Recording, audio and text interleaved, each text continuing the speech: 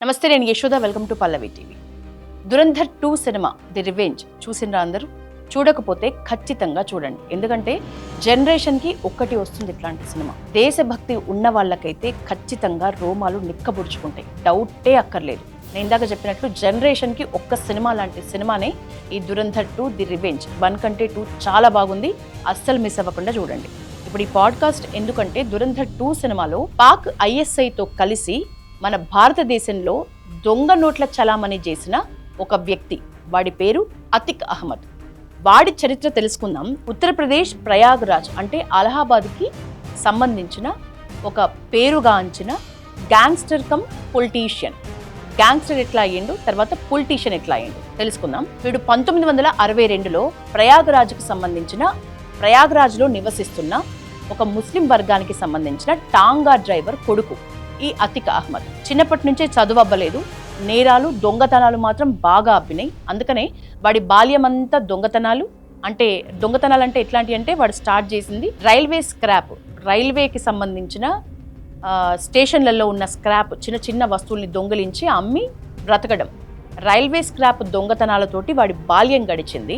ఏకంగా కాంట్రాక్టర్స్ని బెదిరించడంతో వాడి యవ్వనం గడిచింది. ఏ లెవెల్లో అంటే కేవలం 17 ఏళ్లకే వాడి మీద హత్యాయత్నం కేసు, హత్య ఆరోపణ కేసు నమోదైంది. ఆ లెవెల్లో వాడు నేర ప్రవృత్తిలో ఎదిగాడు. నేర ప్రవృత్తి వంటబట్టింది వానికి.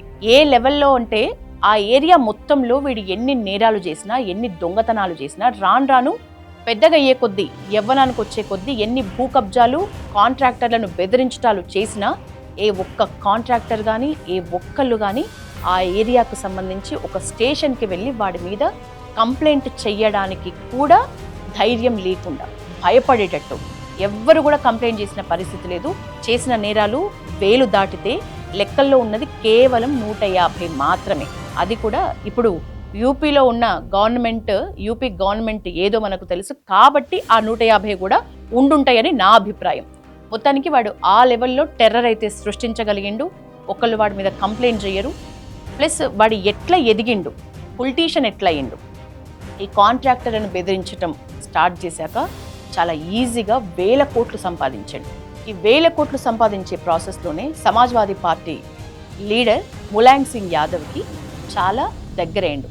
అత్యంత సన్నిహితుడు ములాయం సింగ్ యాదవ్కి అనే పేరు తెచ్చుకోగలిగిండు. ఆ పేరుతోటే వాడికి ఎమ్మెల్యేగా పోటీ చేయడం చాలా ఈజీ అయింది. ఏ లెవెల్లో హెల్ప్ అయిందంటే పశ్చిమ అలహాబాద్ నుంచి 1989లో ఇండిపెండెంట్ ఎమ్మెల్యేగా పోటీ చేసి గెలిచిండు. ఖచ్చితంగా రాజకీయ నాయకుల ఒక హెల్ప్ లేకపోతే ఒక ఫ్రెండ్షిప్ అనేది వర్కౌట్ అయింది. ఇండిపెండెంట్గా మొదటిసారి గెలిచిండు. ఆ గెలుపు అనేది 2002 వరకు అంటే సుమారు 13-14 ఏళ్ల పాటు వరుసగా ఎమ్మెల్యేగా గెలవటానికి ఈ రాజకీయంగా ఉన్న సాన్నిహిత్యము, ఫ్రెండ్షిప్ అనేది చాలా హెల్ప్ చేసింది అతిక్ అహ్మద్కి. ఇక 2002 వరకు ఎమ్మెల్యేగా గెలిచిన ఈ అతిక్ అహ్మద్ 2004లో ఎవరైతే ములాయం సింగ్ యాదవ్ క్లోజ్ అని చెప్పుకున్నామో ఆ పార్టీ నుంచే, సమాజ్వాదీ పార్టీ నుంచే 2004లో ఎంపీగా పోటీ చేసి గెలిచిండు పార్టీ నుంచి.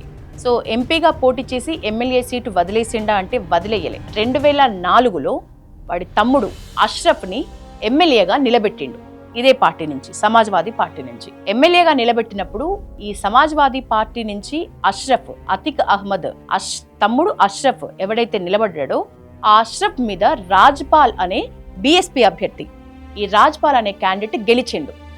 గెలిస్తే ఈ అతిక్ అహ్మద్ ఏం చేసిండంటే ఆ రాజ్పాల్ అనే క్యాండిడేట్ని దారుణంగా చంపిండు. చంపిన తర్వాత 2005లో ఆ ఎమ్మెల్యే చనిపోతే, గెలిచిన ఎమ్మెల్యే చనిపోయిన తర్వాత, ఎవరైతే ఈ రాజ్పాల్ చనిపోయిన తర్వాత సీట్ ఖాళీగా ఉందో అదే ప్లేస్లో మళ్ళీ తమ్ముని నించోబెట్టి గెలిపించుకున్నాడు 2005లో. సో 2005 నుంచి 6 వరకు కేసు అయితే రన్ అవుతుంది. కేసు ఫైల్ అయింది. ఈ రాజ్పాల్ అనే వ్యక్తిని చంపుతున్నప్పుడు ప్రత్యక్ష సాక్షిగా ఉన్నాడు ఉమేష్ పాల్. అతను స్వతహాగా లాయర్ కూడా. అతన్ని కూడా కిడ్నాప్ చేసి వీళ్ళకి అనుకూలంగా స్టేట్మెంట్ ఇప్పించుకోగలిగిండు. ఒకవైపు తమ్ముడికి పోటీగా నిలబడ్డవాన్ని దారుణంగా చంపిండు, అదే ప్లేస్లో తమ్ముడిని నించోబెట్టిండు, గెలిపించుకున్నాడు. ఆ కేసు ఫైల్ అయింది. ఫైల్ అయిన క్రమంలో ఎవరైతే కరెక్ట్గా సాక్షిగా ఉన్నాడో అతను లాయర్ కూడా కిడ్నాప్ చేపించి అతన్ని బెదిరించి వీళ్లకు అనుకూలంగా స్టేట్మెంట్ కూడా ఇప్పించుకోగలిగిండు. ఈ ప్రాసెస్లో ఖచ్చితంగా అతిక్ అహ్మద్ కొన్ని రోజులు జైల్లో ఉండాల్సి వచ్చింది. సోనియా మన్మోహన్ ప్రభుత్వం మీద అవిశ్వాస తీర్మానం వచ్చింది. ఆ టైంలో అతిక్ అహ్మద్ జైలు నుంచి స్పెషల్ బెయిల్ తీసుకొని యూపీఏకు మద్దతుగా ఓటు వేసి వెళ్ళగలిగిండు జైలు నుంచే. ఇంకొక ట్విస్ట్ ఏంటంటే 2009లో ఈ ఓటు వేసి వెళ్ళిండు కదా, 2012లో ప్రత్యేక బెయిల్ తోటి ఓటు వేయడానికి బయటకు రావడమే కాదు, అప్నాదల్ కే పార్టీ నుంచి జైలు నుంచే అప్నాదల్ కే పార్టీకి సంబంధించి ఎమ్మెల్యేగా నామినేషన్ కూడా వేయగలిగిండు. అంటే వాడికి జైలు లాగా ఉన్నట్లా. ఇప్పుడు జైలు ఓటు వేయడానికి ఎనీ టైం బయటకు రావచ్చు, వాడు జైలు నుంచే పోటీ చేయడానికి నామినేషన్ వేయడానికి కూడా జైలే ఒక వాడి ఓన్ ఆఫీస్ లాగా ఉపయోగపడింది. అంటే ఆ లెవెల్లో వాడు నడుపుకోగలిగిండు. ఎక్కడైనా సరే, అది జైలు అయినా సరే, పెద్ద తప్పు చేసి హత్యా నేరం మీద జైలుకు వెళ్తే జైలు కూడా వాడికి ఎక్కడ జైలు లాగా లేదు. జైల్లో ఉన్నా ఒకటే, ఇంట్లో ఉన్నా ఒకటే, ఆఫీస్లో ఉన్నా ఒకటే అన్నంత హెల్ప్ వాడికి దొరికింది, అన్నంత చరిష్మా వాడు చూపించుకోగలిగిండు. ఈ కేసు ఒకటి రన్ అవుతుంది కదా, ఆ కేసు రన్ విషయంలో ఇంకొక ట్విస్ట్ ఏంటంటే వీడు బెయిల్ కోసం బయటికి రావడానికి అప్పీల్ చేసుకున్నాడు. అయితే అది వినటానికి 10 మంది జడ్జీలు మారిండు. అంటే 10 మంది జడ్జీలు కూడా వీడి కేసు వినటానికే భయపడి తప్పించుకొని తిరిగిండ్రు. వినడానికి భయపడ్డారు. ఇక 10 మంది జడ్జీలు అయిపోయిండ్రు. 11వ జడ్జి వచ్చిండు. ఆ జడ్జి వచ్చి ఈ 10 మంది జడ్జీలు ఎంతో కొంత తెలిసి ఉంటుంది, వెంటనే బెయిల్ ఇచ్చేసి తప్పించేసుకున్నాడు. ఒకవేళ నిజంగా తప్పించుకోకపోతే అక్కడ రాజ్పాల్ చనిపోయిండు కదా, ఆ భయం ఒకటి మొత్తం అదొక పెద్ద హాట్ టాపిక్. అప్పుడు ఆ రాజ్పాల్ని చంపింది అతిక్ అహ్మద్ అని ఫ్యామిలీ అని తెలుసు, అతిక్ అహ్మదే అని తెలుసు. అయినా గెలిచిండు తమ్ముడు. ఇప్పుడు ఈ కేసులో ఏం చేయగలుగుతాం అనుకున్నారు, జడ్జిలే వినే పరిస్థితి లేదు, భయపడ్డారు. 10 మంది జడ్జీలు మారిన తర్వాత 11వ జడ్జి వచ్చి బెయిల్ ఇచ్చేసి ప్రాణభయంతో దప్పించుకున్నట్లు జరిగిన పరిస్థితి. అప్పుడు చనిపోయిన రాజ్పాల్ ఎవరైతే హత్య చేయబడ్డ వ్యక్తి ఉన్నాడో ఆ రాజ్పాల్ భార్య పూజాపాల్ ఆ 2012కు సంబంధించి ఎమ్మెల్యేగా గెలిచింది. 2012లో బెయిల్ మీద బయటకు వచ్చిండు ఈ అతిక్ అహ్మద్. 2017లో మరొక దౌర్జన్యం మీద మళ్ళీ జైల్లో వేయాల్సిన పరిస్థితి వచ్చింది, మళ్ళీ జైలుకి వెళ్ళిండు. 2017లో ఇంకో దౌర్జన్యం మీద మళ్ళీ జైల్లోకి వెళ్ళిండు. మొత్తానికి 2023లో ఎవరైతే అనుకూలంగా సాక్ష్యం చెప్పమనంగానే చెప్పిండో ఆ రాజ్పాల్ అనే వ్యక్తిని 2 సెక్యూరిటీ గార్డ్స్ ఉండంగా కూడా ఈ అతిక్ అహ్మద్ తమ్ముడు అష్రఫ్, ఈ వీడి కొడుకు అతిక్ గడికి ఒక కొడుకు పుట్టిండు, చెట్టు ఒకటైతే విత్తనం ఒకటి అవుతుందా అన్నట్లు ఆ కొడుకుది కూడా సేమ్ ఇదే లైన్, అసద్ వాడి పేరు. ఈ అతిక్ అహ్మద్ కొడుకు పేరు అసద్, తమ్ముడు పేరు అష్రఫ్. వీళ్ళు ముగ్గురు కలిసి బాంబులు తుపాకీలతోని బెదిరించి ఆల్రెడీ ఒకసారి సాక్ష్యం సానుకూలంగా చెప్పమనంగానే ఆ లాయర్ అయిన ప్రత్యక్ష సాక్షి రాజ్పాల్ చెప్పిండు. అదే రాజ్పాల్ని 2 సెక్యూరిటీ గార్డ్స్ ఉండంగా కూడా అందరి ముందే కాల్చి చంపించిండు 2023లో. అతిక్ అహ్మద్, అష్రఫ్, అసద్, అతిక్ కుమారుడు అసద్. ఇంత నేర చరిత్ర, ఇంత ఓపెన్గా చంపడము, ఇంత ఓపెన్గా దారుణంగా బాంబులు తుపాకీలు ఉపయోగించి హత్య చేయటము, ఇవన్నీ జరుగుతున్నా కూడా వీడెక్కడ భయపడలే. కానీ ఒక రోజంటూ ప్రతి ఒక్కడికి వస్తుంది, తాడి దన్నేవాడు ఉంటే వాడి తల దన్నేవాడు ఉంటాడు అన్నట్లుగా వీడికి ఒక రోజు ప్రాణం విలువ, భయం అంటే ఏంటి తెలిసొచ్చింది. అది ఎప్పుడు అంటే అదే 2023 ఏప్రిల్లో. వరుసగా హత్యలు, కిడ్నాప్లతోటి మొత్తం ఆ ప్రాంతాన్నంతా కూడా గడగడలాడిస్తున్న ఈ అతిక్ అహ్మద్కి ఇందాకన్నట్లు ప్రాణ భయం, ఒక షాక్ తగిలింది అనంటే 2023 ఏప్రిల్ 13న అతిక్ అహ్మద్ జైల్లో ఉన్నప్పుడే ఆ 13వ తారీఖు పోలీసులు అతిక్ అహ్మద్ కొడుకు ఎవడైతే అసద్ ఉన్నాడో వాడిని ఎన్కౌంటర్లో చంపేసిండు. ఆ రోజు ఈ విషయం తెలవగానే అతిక్ అహ్మద్ జైల్లో ఉన్నాడు.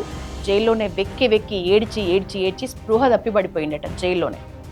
సో వాడికి ఫస్ట్ టైం ఒక ప్రాణం అంటే ఏంటి, ప్రాణం విలువ అంటే ఏంటి తెలిసొచ్చింది మన యూపీ బీజేపీ గవర్నమెంట్లో, యోగి సర్కార్లో. మొత్తానికి ప్రాణభయం తెలిసొచ్చి ఆ తర్వాత ఈ ఎన్కౌంటర్పై యోగి ప్రభుత్వాన్ని ఇప్పటికీ కూడా సమాజ్వాదీ పార్టీ అలాగే కాంగ్రెస్ ఇప్పటికీ కూడా తీవ్రంగా విమర్శిస్తూనే ఉంటారు. ఇక్కడ ఎవరిని విమర్శిస్తున్నారు, ఎందుకు విమర్శిస్తున్నారు అర్థం చేసుకుంటే దురంధర్ని కూడా వీళ్ళు విమర్శించకుంటే మెచ్చుకుంటారా అనే డౌట్ కూడా మనకు వస్తుంది. ఇక్కడ మనకు క్లారిటీ వస్తుంది. ఇట్లాంటి మూవీస్ని నిజానికి ఈ లెఫ్ట్ పార్టీ నేతలు కానీ, ఒక వర్గానికి సంబంధించిన పెద్ద హీరోలు కానీ ఎందుకు మెచ్చుకోకపోను ఇంకా వ్యతిరేకిస్తున్నారు అనే దానికి ఆన్సర్ తెలుస్తుంది. ఏ సర్కార్ ఎట్లా పనిచేస్తుంది, ఏ సర్కార్ దేన్ని వ్యతిరేకిస్తుంది, దేన్ని నిర్మూలించాలి అని ప్రయత్నిస్తుంది అనేది మనకు చాలా స్పష్టంగా అర్థమవుతుంది కాదు, నిజానికి అర్థం చేసుకోవాలి. కేసు ఏంటి, జరిగిన తప్పు ఎక్కడుంది, పనిష్మెంట్ ఎవరిచ్చిండ్రు, ఎందుకు ఇవ్వాల్సి వచ్చింది, ఇది అర్థం చేసుకుంటే మనకి దురంధర్ కూడా అంతే మంచిగా అర్థమవుతుంది. ఇక ఎండ్ పాయింట్కి వద్దాం. ఈ అసద్ ఎవరైతే అతిక్ అహ్మద్ మనం మాట్లాడుకుంటున్న ఈ ప్రధాన క్యాండిడేట్ ఎవడైతే ఉన్నాడో వాడి కొడుకు అసద్ని చంపిన తర్వాత 2 రోజుల పాటు వాడు ఏడుస్తూనే ఉన్నాడు. కొడుకు చనిపోయిన 2 రోజుల వరకు కూడా, అంటే ఏప్రిల్ 13న అసద్ చనిపోయిండు. అతిక్ అహ్మద్ అనేవాడు 2 రోజులు కొడుకు చనిపోయినందుకు ఏడుస్తూనే ఉన్నాడు. అందుకని 2 రోజుల తర్వాత అంటే ఏప్రిల్ 15వ తారీఖు వాడిని వైద్య పరీక్షల కోసం హాస్పిటల్కి తీసుకొచ్చిండు పోలీసులు. ఆ టైంలో వీడిని కలవడానికి ఎవరొచ్చిండు, తమ్ముడు పేరు అష్రఫ్. అతిక్ అహ్మద్, అష్రఫ్ వీళ్ళిద్దరిని కూడా ఏప్రిల్ 15వ తారీఖు 2023న మీడియా ప్రతినిధులుగా వచ్చిన 3 వ్యక్తులు ఇద్దరిని, అతిక్ అహ్మద్ని, అష్రఫ్ని కాల్చి చంపేసిండ్రు తుపాకీతో. ఇది అందరి ముందే జరిగిన ఘటన. ఇట్లా వీళ్ళ నేర ప్రవృత్తికి కానీ, ఒక సర్కార్ కరెక్ట్గా పనిచేస్తే నేర చరిత్ర ఉన్న ఎంత పెద్ద పొలిటీషియన్ అయినా సరే, వాడు ఎంపీ అయినా సరే, ఎమ్మెల్యే అయినా సరే, పనిష్మెంట్ ఇచ్చే విధానం ఎట్లా ఉండాలి అని ఆలోచిస్తే ఇట్లనే ఉండాలి అనిపిస్తుంది వీడి చరిత్ర తెలుసుకుంటే. అతిక్ అహ్మద్ చనిపోయిండు, కొడుకు అసద్ చనిపోయిండు, తమ్ముడు అష్రఫ్ చనిపోయిండు. సో నేరాలు చేసే వాళ్ళకి ఒక ప్రభుత్వం కరెక్ట్ రివార్డ్ ఇవ్వాలి, కరెక్ట్ అవార్డు ఇవ్వాలి అని అంటే ఇట్లనే ఉండాలి అనిపిస్తుంది. ఎవరికి? ఏ నేరాలు అలవాటు లేని వాళ్ళకు, నేరాలు చెయ్యలేని వాళ్ళకు, చెయ్యని వాళ్ళకు ఖచ్చితంగా ఇది కరెక్ట్ అనిపిస్తుంది. ఇక నేర ప్రవృత్తి ఉన్న వాళ్ళు విమర్శించకపోతే ఏం చేస్తారు? మహా అంటే విమర్శిస్తే నేను నేర ప్రవృత్తి గలవాన్ని అనుకుంటే ఉలకరు పలకరు. అది జరుగుతుంది. దురంధర్ మూవీ గురించి మాట్లాడకుండా ఉండడం చాలా ఉత్తమం. మాట్లాడితే గనక దాంట్లో వ్యతిరేకిస్తున్నారు, నెగటివ్గా మాట్లాడుతున్నారు అని అంటే అర్థం ఇట్లా ఉంటుంది. పనిష్మెంట్ ఇవ్వాలి అని అంటే మన జోలికి ఎవరైనా వస్తే, మన ఫ్యామిలీ జోలికి ఎవరైనా వస్తే పనిష్మెంట్ వాడు వచ్చింది 1 స్టెప్ అయితే మనం 10 అడుగులు వేసి చూపించాలి అనేది చెప్పిండు. మనం పురాణాలతో పోల్చి చెప్పితే చూసి రమ్మంటే హనుమంతుడు కాల్ చేసి వచ్చాడు. అదే కనిపిస్తుంది మనకు దురంధర్ 2లో. హనుమంతుడి క్యారెక్టర్ ఎంత పవర్ఫుల్లో దురంధర్ ది రివెంజ్లో రణవీర్ క్యారెక్టర్ని కూడా ఆదిత్యధర్ యాజ్ ఇట్ ఈజ్ అట్లనే మలిచి చాలా సక్సెస్ఫుల్గా నడిపించి చూపించగలిగింది. కాబట్టి ఖచ్చితంగా దురంధర్ 2 ది రివెంజ్ చూడండి. ఇట్లాంటి అతిక్ అహ్మద్ ఫ్యామిలీలు ఏవైతే ఉన్నాయో ఏరి పారేయాల్సిన అవసరం ఖచ్చితంగా ఉంది అనే మెసేజ్ మీరు కూడా ఇవ్వండి. This is Yashoda signing off.